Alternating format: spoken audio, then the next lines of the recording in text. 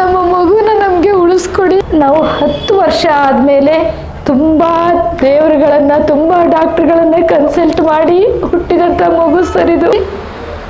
ಎಲ್ಲರೂ ನಿಮ್ಮ ಕೈಲಾಗಿದ್ದು ಸಹಾಯ ಮಾಡಿ. ಅಮೇರಿಕಾದಲ್ಲಿ ಮ್ಯಾನುಫ್ಯಾಕ್ಚರ್ ಆಗೋದು, ಅದ್ರ ಕಾಸ್ಟ್ 16 ಕೋಟಿ ರೂಪಾಯಿಗಳು. ಇವಳ ಲೋವರ್ ಲಿಮ್ಸು ಸಂಪೂರ್ಣವಾಗಿ ವೀಕ್ ಆಗಿದೆ.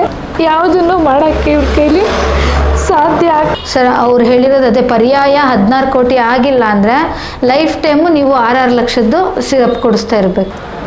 ನಮಸ್ತೆ ಸರ್, ನನ್ನ ಹೆಸರು ನಾಗಶ್ರೀ ಅಂತ. ಇವಳು ನನ್ನ ಮಗಳು ಕೀರ್ತನ, 1 ವರ್ಷ 10 ತಿಂಗಳು ಇವಳಿಗೆ. ಇವಳಿಗೆ ಅತ್ಯಂತ ತೀವ್ರ ಹಾಗೂ ವಿರಳವಾದ ಕಾಯಿಲೆ ಇದೆ. ಅದ್ಯಾವುದು ಅಂದರೆ ಸ್ಪೈನಲ್ ಮಸ್ಕ್ಯುಲರ್ ಆಟ್ರೋಫಿ ಟೈಪ್ 2 ಅಂತ. ಇದು ನಮಗೆ ಗೊತ್ತಾಗಿ 1 ತಿಂಗಳು 10 ದಿನ ಆಯಿತು.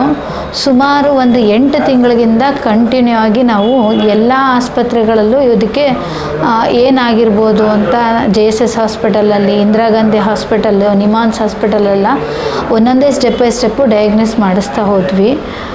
ಅದಾದ ನಂತರ ನಮಗೆ ಗೊತ್ತಾಗಿದ್ದು ಇದು ಜೆನೆಟಿಕಲ್ ಆಗಿ ಆಗಿರೋಂಥ ಪ್ರಾಬ್ಲಮ್ಮು. ಎಲ್ಲ ಮನುಷ್ಯರಲ್ಲೂ SMN1 ಅಂತಹ ಜೀನು 2 ಕಾಪೀಸ್ ಇರುತ್ತೆ. ಇವಳಿಗೆ ಆ SMN1 ಅನ್ನೋ ಜೀನು ಮಿಸ್ ಆಗಿಬಿಟ್ಟಿದೆ. ಆ ಜೀನ್ ಇಲ್ದಿರೋ ಕಾರಣದಿಂದ ಏನಾಗಿದೆ ಅಂದರೆ ಇವಳ ಲೋವರ್ ಲಿಮ್ಸು ಸಂಪೂರ್ಣವಾಗಿ ವೀಕ್ ಆಗಿದೆ. ಇವಳು ಎಲ್ಲ ಮಕ್ಕಳ ಥರ ನಡೆಯೋದು, ಓಡೋದು, ಕೂತ್ಕೊಳ್ಳೋದು, ಮುಂದಕ್ಕೆ ಹೋಗೋದು ಯಾವುದನ್ನು ಮಾಡೋಕ್ಕೆ ಇವ್ರ ಕೈಲಿ ಸಾಧ್ಯ ಆಗ್ತಾ ಇಲ್ಲ. ಅದಕ್ಕೀಗ ಡಾಕ್ಟ್ರು 2 ಥರ ಟ್ರೀಟ್ಮೆಂಟ್ ಹೇಳಿದ್ದಾರೆ.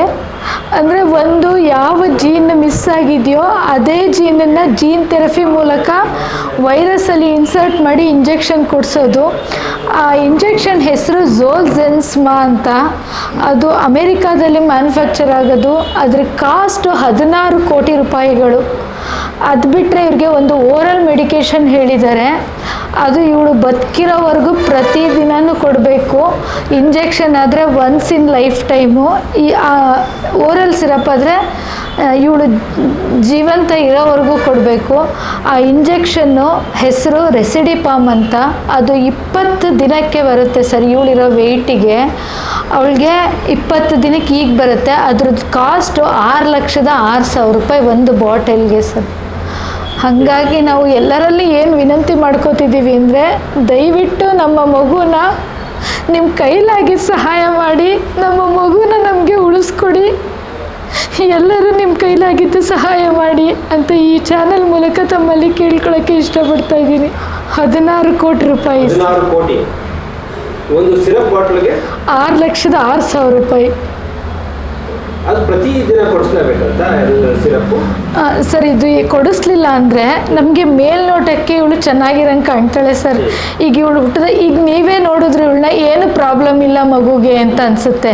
ಇವಳು ಹುಟ್ಟಿದಾಗಲೆಲ್ಲ ಚೆನ್ನಾಗಿ ಕಾಲೆಲ್ಲ ಆಡಿಸ್ತಾ ಇದ್ಲು, ಕಾಲು ಒದಿತಾ ಇದ್ಲು, ಬಾಲೆಲ್ಲ ಎತ್ಕೋತಿದ್ಲು, ಬಗ್ಗಿ ಕಾಲಲ್ಲಿ ಬಾಲ್ ಎತ್ಕೊಳ್ಳೋಳು, ಕೂತ್ಕೊಳ್ಳೋಳು, ಎಲ್ಲ ಮಾಡ್ತಿದ್ಲು ಸರ್. ಬರ್ತಾ ಬರ್ತಾ ಬರ್ತಾ ಅವಳಿಗೇನಾಯಿತು ಅಂದರೆ ವೀಕ್ ಆಗ್ತಾ ಬರ್ತಾ ಇದೆ. ನಾವು ಯಾಕೋ ಮಗು ನಿಂತ್ಕೋಬೇಕಲ್ಲ, ಇಷ್ಟೊತ್ತಿಗೆ 1 ವರ್ಷ ಆದರೂ ನಿಂತ್ಕೋತಾ ಇಲ್ವಲ್ಲ, ಯಾಕೋ ನಡೆಯೋಕ್ಕೆ ಟ್ರೈ ಮಾಡಬೇಕಲ್ಲ ಅಂತ ಅಂದ್ಕೊಂಡು ಯೋಚನೆ ಮಾಡಿದಾಗ ಫಸ್ಟು ಇವಳಿಗೆ ಒಂದಿಷ್ಟು ಬ್ಲಡ್ ಟೆಸ್ಟ್ ಮಾಡ್ತಾರೆ ಸರ್. ಆ ಬ್ಲಡ್ ಟೆಸ್ಟ್ ಎಲ್ಲ ಮಾಡಿದ್ರು. ಅನಂತರ ಒಂದು CSK ಅಂತ ಒಂದು ಟೆಸ್ಟ್ ಮಾಡ್ತಾರೆ, ಥೈರಾಯ್ಡ್ ಟೆಸ್ಟ್. ಇವೆಲ್ಲ ಆದಮೇಲೆ ಅದೆಲ್ಲ ನಾರ್ಮಲ್ ಬಂತು. ಬ್ರೈನ್ MRI, ನರವದೇನೋ ಪ್ರಾಬ್ಲಮ್ ಇದ್ದರೂ ಹಂಗಾಗುತ್ತೆ ಅಂತ ಬ್ರೈನ್ MRI ಮಾಡಿದ್ರು. ಅದರ ರಿಪೋರ್ಟಲ್ಲೂ ನಾರ್ಮಲ್ ಅಂತ ಬಂತು. ಆಮೇಲೆ EEG ಅಂತ ಮಾಡ್ತಾರೆ ಸರ್, ಅದೂ ನಾರ್ಮಲ್ ಬಂತು. ಆಮೇಲೆ ಸ್ಪೈನಲ್ MRI ಮಾಡಬೇಕು ಒಂದು ಸಲ ಅಂದರು, ಅದರಲ್ಲೂ ರಿಪೋರ್ಟ್ ನಾರ್ಮಲ್ ಬಂತು. ಆಮೇಲೆ ಒಂದು ಸಲ ನರ್ವ್ ಕಂಡಕ್ಷನ್ ಟೆಸ್ಟ್ ಮಾಡೋಣ ಅಂತ ಮಾಡ್ತಾರೆ, ನರದ್ದು ಆ ಟೆಸ್ಟಲ್ಲಿ ಇವಳಿಗೆ TBL ನರ್ವ್ ಅನ್ನೋದು ಪ್ರಾಬ್ಲಮ್ ಇದೆ ಅನ್ನೋದು ಗೊತ್ತಾಯಿತು. ಬಟ್ ಆ TBL ನರ್ವ್ ತುಂಬ ರೀಸನ್ಸ್ಗೆ ಪ್ರಾಬ್ಲಮ್ ಬರುತ್ತೆ ಸರ್. ಇದು ಯಾವ ರೀಸನ್ಗೆ TBL ನರ್ವ್ ಪ್ರಾಬ್ಲಮ್ ಬರ್ತಾ ಇದೆ ಅನ್ನೋದನ್ನು ನೋಡಬೇಕು ಅಂದರೆ ಅವಳಿಗೆ ಆಗ ಅವ್ರು ಹೇಳಿದ್ದು, ನೀವು ಜೆನೆಟಿಕ್ ಟೆಸ್ಟ್ ಮಾಡಿಸಿ. ಒಂದು ಸಲ ಇವಳು ಬ್ಲಡ್ ಟೆಸ್ಟ್ ಮಾಡಿ ಜೆನೆಟಿಕ್ ಟೆಸ್ಟ್ ಪರ್ಟಿಕ್ಯುಲರಾಗಿ SMA ಇರ್ಬೋದು ಅಂತ ಡಾಕ್ಟ್ರಿಗೂ ತುಂಬ ದಿನ ಡೌಟು ಸರ್, ಯಾಕೆಂದರೆ SMA ಪೇಷಂಟ್ಸ್ಗೆ ಈ ಅಪ್ಪರ್ ಲಿಮ್ಸು ವೀಕ್ ಆಗುತ್ತೆ ಮತ್ತು ರೆಸ್ಪಿರೇಟರಿ ಇನ್ಫೆಕ್ಷನ್ಸ್ಗಳು ಜಾಸ್ತಿ ಇರುತ್ತಂತೆ. ಈ ಮಗುಲ್ ಅದು ಕಾಣ್ತಾ ಇಲ್ವಲ್ಲ, ಅದು ಇದೆಯೋ ಇಲ್ವೋ ಅನ್ನೋ ಡೌಟ್ ಮೇಲೆ ಮಾಡಿಸಿದ್ರು ಸರ್. ಯಾಕೆ ಅದು ಇವಳಿಗೆ ಆಗ್ತಾ ಇಲ್ಲ ಅಂದರೆ SMN1 ಅನ್ನೋ ಜೀನು ಮಿಸ್ ಆಗಿದೆ. SMN2 ಅನ್ನೋ ಜೀನು ಎಲ್ಲ ಮನುಷ್ಯರಲ್ಲಿ 2 ಕಾಪಿ ಇರುತ್ತೆ, ಸಾಮಾನ್ಯ ಮನುಷ್ಯರಲ್ಲಿ 2 ಇರುತ್ತೆ. ಇವಳಿಗೆ ಅದು 3 ಕಾಪಿ ಇದೆ. ಅಂದರೆ ಪಕ್ಕದ ಜೀನು ಸಪೋರ್ಟ್ ಮಾಡ್ತಿರೋದ್ರಿಂದ ಇವಳಲ್ಲಿ ಸಿವಿಯಾರಿಟಿ ಕಾಣ್ತಾ ಇಲ್ಲ. ಅದು ಸ್ವಲ್ಪ ಮಟ್ಟಿಗೆ ಪ್ರೋಟೀನ್ ಪ್ರೊಡ್ಯೂಸ್ ಆಗಿರೋದ್ರಿಂದ ಇವಳಿಗೆ ಅಪ್ಪರ್ ಲಿಮ್ಸು ವರ್ಕ್ ಆಗ್ತಾ ಇದೆ, ಮತ್ತು ಉಸಿರಾಟದ್ದು ತಕ್ಷಣಕ್ಕೆ ಯಾವುದೇ ತೊಂದರೆಗಳು ಕಾಣ್ತಾ ಇಲ್ಲ. ಈಗ ನಮ್ಮ ಇಂಜೆಕ್ಷನ್ಗೆ 16 ಕೋಟಿ ಆಗುತ್ತೆ. ಹಾಂ ಸರ್. ಸೊ ಹೆಂಗೆ ಇದು ಏನು ಕೋಟಿಗೊಂದು ಕಾಯಿಲೆನಾ ಅಥವಾ 10 ಕೋಟಿಗೆ ಒಂದು ಕಾಯಿಲೆನಾ ಇದು? ಸರ್ ತುಂಬ ರೇರ್ ಡಿಸೀಸು, ತುಂಬ ಟ್ರೀಟ್ಮೆಂಟ್ ಇಲ್ವಂತ ಭಾರತದಲ್ಲಿ ಇನ್ನೂ ಟ್ರೀಟ್ಮೆಂಟ್ ಕಂಡಿಡ್ದಿಲ್ಲ ಸರ್. ಇದು ಇಂಜೆಕ್ಷನ್ ಪರ್ಯಾಯವಾಗಿ ಬೇರೆ ಯಾವುದೋ ಔಷಧಿಗಳಿಲ್ವಂತ ಸರ್. ಅವ್ರು ಹೇಳಿರೋದು ಅದೇ, ಪರ್ಯಾಯ 16 ಕೋಟಿ ಆಗಿಲ್ಲ ಅಂದರೆ ಲೈಫ್ ಟೈಮು ನೀವು 6 ಲಕ್ಷದ್ದು ಸಿರಪ್ ಕೊಡಿಸ್ತಾ ಇರಬೇಕು. ಲೈಫ್ ಟೈಮು ನಿಂತ್ಕೊಳ್ತಾಳೆ, ಅದರಲ್ಲಿ ನಿಂತ್ಕೋತಾಳೆ ಅನ್ನೋದು ಗ್ಯಾರಂಟಿ ಹೇಳಲ್ಲ ಸರ್ ಅವರು. ಬಟ್ ಏನು ಅಂದರೆ ಅವಳಿಗೆ ಈಗ ಆಗಿರೋ ಡ್ಯಾಮೇಜು ಸರಿ ಮಾಡೋಕ್ಕಾಗಲಿಲ್ಲ ಅಂದರು ಮುಂದೆ ಇರೋ ಡ್ಯಾಮೇಜು ಆಗಬಾರ್ದು ಅಂದ್ರೆ ಈಗ ನಾವು ಕೊಡಿಸ್ದೆ ಹೋದರೆ ಅವಳಿಗೆ ಏನಾಗುತ್ತೆ ಅಂದರೆ ಫಸ್ಟು ರೆಸ್ಪಿರೇಟರಿ ಇನ್ಫೆಕ್ಷನ್ಸ್ ಆಗುತ್ತಂತೆ ಸರ್, ಉಸಿರಾಟದ ತೊಂದರೆ ಆಗುತ್ತೆ. ಆ ನಂತರ ಒಂದೊಂದೇ ಆರ್ಗನ್ಸು, ಎಲ್ಲ ನರಗಳು ಕನೆಕ್ಟ್ ಆಗಿರುತ್ತಲ್ವ ಸರ್, ಒಂದೊಂದೇ ಆರ್ಗನ್ಸುವೆ ಸಹ ಫೇಲ್ ಆಗ್ತಾ ಹೋಗುತ್ತೆ. ಆ ಥರ ನೀವು ಕೊಡಿಸ್ಲಿಲ್ಲ ಅಂದರೆ ಇನ್ 1 or 2 ಇಯರ್ಸಲ್ಲಿ ಮಗು ಉಳಿಯೋದು ಕಷ್ಟ. ಸರ್ ನಾವು ಒಂದೇ ಹೇಳೋದು ಸರ್, ನಾವು 10 ವರ್ಷ ಆದಮೇಲೆ ತುಂಬ ದೇವರುಗಳನ್ನು, ತುಂಬ ಡಾಕ್ಟ್ರುಗಳನ್ನೇ ಕನ್ಸಲ್ಟ್ ಮಾಡಿ ಹುಟ್ಟಿದಂಥ ಮಗು ಸರ್ ಇದು. ನಮ್ಮ ಜನಗಳು ಮನಸ್ಸು ಮಾಡಿದ್ರೆ ಇದು ಕಷ್ಟದ ಕೆಲಸನೇ ಅಲ್ಲ ಸರ್. ಇದೇ ರೀತಿಯಾಗಿ ತಮಿಳ್ನಾಡಲ್ಲಿ ಎಲ್ಲರೂ ಗೂಗಲ್ ಮಾಡ್ಬೋದು ಸರ್. ತಮಿಳ್ನಾಡಲ್ಲಿ ಒಂದು ಶ್ರೀನಿಕಾಂತ ಮಗುಗೆ ಈಗ 4 ತಿಂಗಳ ಹಿಂದೆ ಕ್ರೌಡ್ ಫಂಡ್ ಮಾಡಿ ಸರ್ 10 ಕೋಟಿ ರೂಪಾಯಿಗಳ ಕ್ರೌಡ್ ಫಂಡ್ ಮಾಡಿಕೊಂಡು ಅವರು ಟ್ರೀಟ್ಮೆಂಟ್ನ ಕೊಡಿಸಿದ್ದಾರೆ ಸರ್. ಅವ್ರ ಮಗು ಈಗ ಚೆನ್ನಾಗಿದೆ. ನಾನು ಎಲ್ಲ ಕನ್ನಡಿಗರಲ್ಲಿ ವಿನಂತಿ ಮಾಡ್ಕೊಳ್ಳೋದು ಒಂದೇ, ನೀವು ಕನ್ನಡದ ಮಗು, ಕರ್ನಾಟಕದ ಮಗು ಅಂತ ತಿಳ್ಕೊಂಡು ಒಂದು ತಾಯಿಯ ಕರುಣಿಗೆ ನೀವೆಲ್ಲರೂ ಹೋಗೊಟ್ಟು ದಯವಿಟ್ಟು ನನ್ನ ಮಗುನ ಉಳಿಸ್ಕೊಡಿ. ನಿಮ್ಮ ಕೈಲಾದಷ್ಟು ಧನ ಸಹಾಯ ಮಾಡಿ, ವಿಷಯವನ್ನು ಎಲ್ಲರಿಗೂ ಶೇರ್ ಮಾಡಿ, ಜೆನ್ಯೂನ್ ಅಂತ ಎಲ್ಲರಿಗೂ ತಿಳಿಸಿ ಸರ್.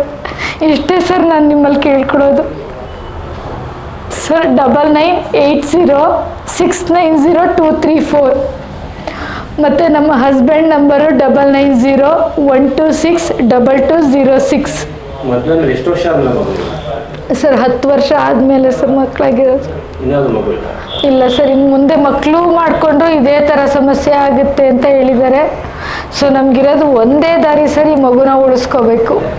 ಒಂದು ಇಂಜೆಕ್ಷನ್ಗೆ 16 ಕೋಟಿ ದುಡ್ಡು ಸರ್. ನೀವೆಲ್ಲರೂ ಕೈ ಜೋಡಿಸಿದ್ರೆ ಒಬ್ಬೊಬ್ಬರು ಒಂದೊಂದು 10 ರೂಪಾಯಿ, 100 ರೂಪಾಯಿ, 500 ರೂಪಾಯಿ, 1000 ರೂಪಾಯಿ ಅನ್ನಂಗೆ ಮಾಡಿದ್ರೆ ನಮ್ಮ ಮೈಸೂರು ಜನ, ನಮ್ಮ ಕರ್ನಾಟಕದ ಜನ, ನಮ್ಮ ಮಗುನ ನಾವು ಉಳಿಸ್ಕೋಬೋದು. ಸೆನ್ಸ್ ಇದೆ ಸರ್, ಸೆನ್ಸ್ ಆಗುತ್ತೆ. ಹೊಡೆದ್ರೆ, ಮಾಡಿದ್ರೆ, ಗಿಂಡಿದ್ರೆ ನೋವು ಆಗುತ್ತೆ ಅಂತ ಹೇಳ್ತಾಳೆ. ಸ್ಟ್ರೆಂತ್ ಇಲ್ಲ, ವೀಕ್ ಆಗಿಬಿಟ್ಟಿದೆ. ಈ ಸೊಂಟದಲ್ಲಿ ಬಲ ಇಲ್ಲ ಸರ್. ಸೊಂಟದಲ್ಲಿ ಬಲ ಇಲ್ದಿರೋದಕ್ಕೆ ಇದು ಆಗಲ್ಲ. ಆ ಸ್ಪೈನಲ್ಲಿಂದ ಬ್ರೈನಿಗೆ ಒಂದು ನರ ಹೋಗುತ್ತಂತೆ ಸರ್, ಸಂದೇಶ ಕೊಡ್ಬೇಕಂತೆ. ಅದು ನೀನು ನಡಿಬೇಕು, ನೀನು ಅದು ಆ ಸಂದೇಶ ಹೋಗಲ್ಲ ಸರ್. ಆ ಸಂದೇಶ ಯಾಕೆ ಹೋಗಲ್ಲ ಅಂದರೆ ಆ ಜೀನ್ ಇಲ್ಲ.